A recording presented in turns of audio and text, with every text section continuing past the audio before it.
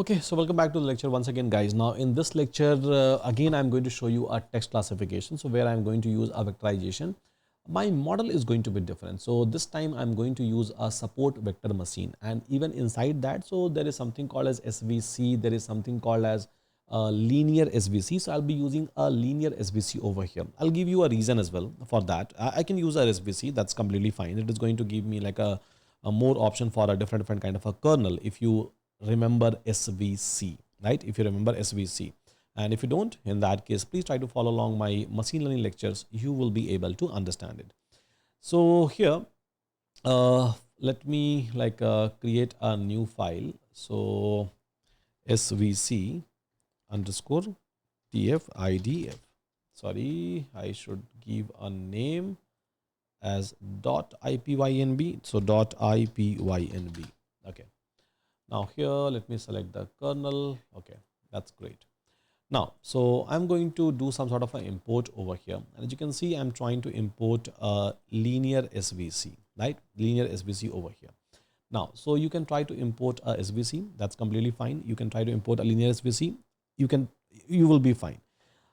In case of linear SVC, it just support a linear separator, means a linear kernel. If I'm going to import a SVC, so in that case, it supports a RBF, it supports a polynomial, it supports a sigmoid. Simple, right? So that's major differences you will be able to find out between linear SVC and SVC. And obviously, linear SVC is a simple one, so it will be way faster as compared to the SVC. But yeah, anything you can try to use, that's not an issue at all. So here we are going to consider a raw data. So let me do the import, and import is done. So we are trying to take a data. So I have my X data and I have a Y data. So this is the label and this is the feature that I have. Okay, now consider it. And then what we are going to do, so we are going to maybe do this entire things in a little bit different way. So I'm going to use a make pipeline option, and inside a pipeline, so I'm going to call a TF-IDF vectorizer, and I'm going to call basically linear SVC. So linear SVC that I have done as an import. So automatically it will be able to handle everything. In my previous example, so I was not doing the same, right? I was not using a pipeline. So I was trying to do a TF-IDF vectorization separately. I was trying to call the model in a separate direction. But here what I'm trying to do, so I'm just trying to call both of this. I don't want to see the data. So what will be the output of the TF-IDF vectorizer and any other things, right? So simple, make a pipeline and then call the model over here, right? Model over here. So now model is done. Yeah, model is done. Now I can try to just call model.fit over here, and after calling model.fit, so I can try to pass my X data and I can try to pass my Y data.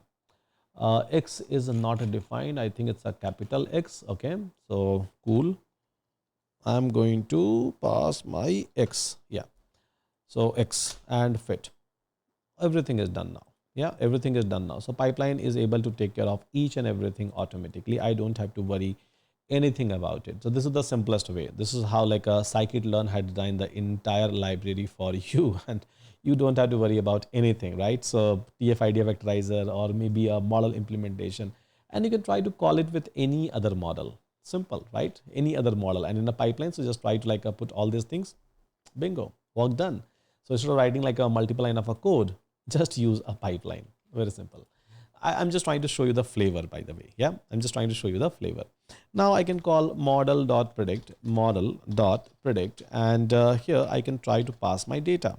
So maybe I can try to pass something like can we meet today, today, today, and it is telling me that yeah, it's a ham, by the way, right? Can you meet today? So it's telling me ham.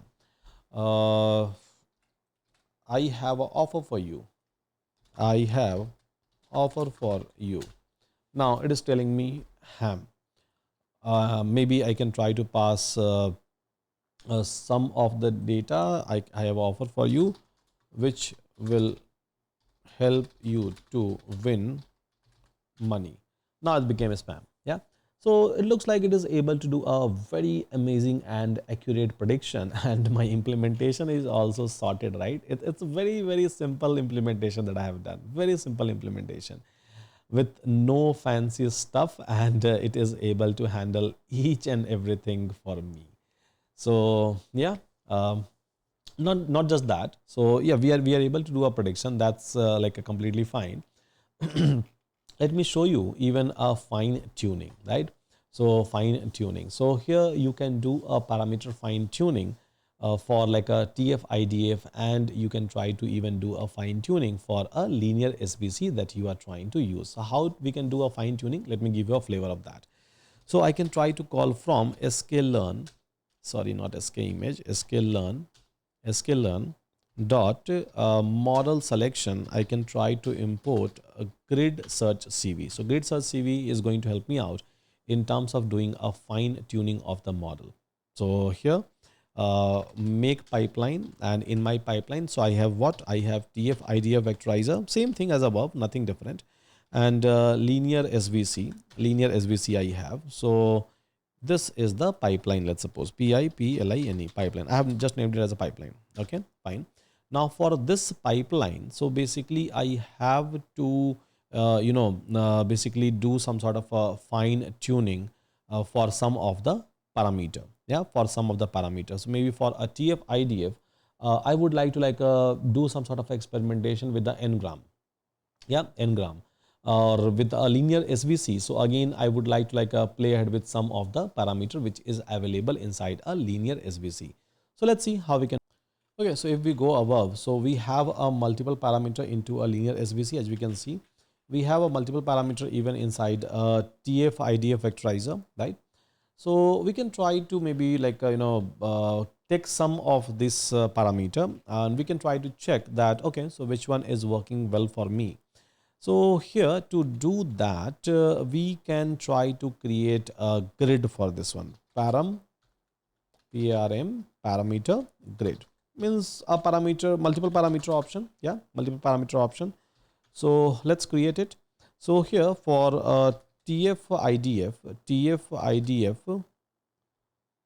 vectorizer, maybe we can try to TF-IDF vectorizer n-gram.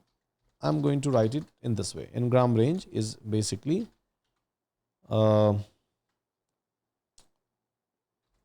take it 1,1, so means unigram, and then here, so try to take it unigram and bigram. Fine. So this is for a TF-IDF. It will try to test it, and then here, so for a linear SVC, so I'm going to test it with the multiple relation parameter. So relation parameter here, it could be 0.1 I can give, it can be 1, and it can test with 10. Yeah, so these are the parameter by which with which it is going to test it. So there is some mistake, linear SVC. Let me execute invalid, comma.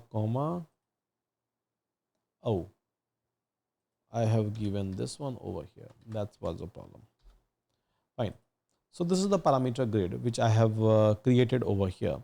And then now let's try to call a GridSearchCV. Let's pass the pipeline for which we are doing a fine tuning, and parameter grid is equals to basically parameter grid, and then cross full validation is equals to 3. Yeah, so that you can divide the data into like a 3 part.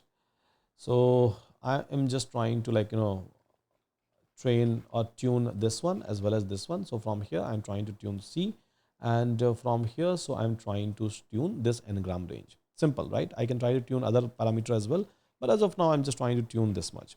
Now here, so maybe I can try to save it as a grid, right?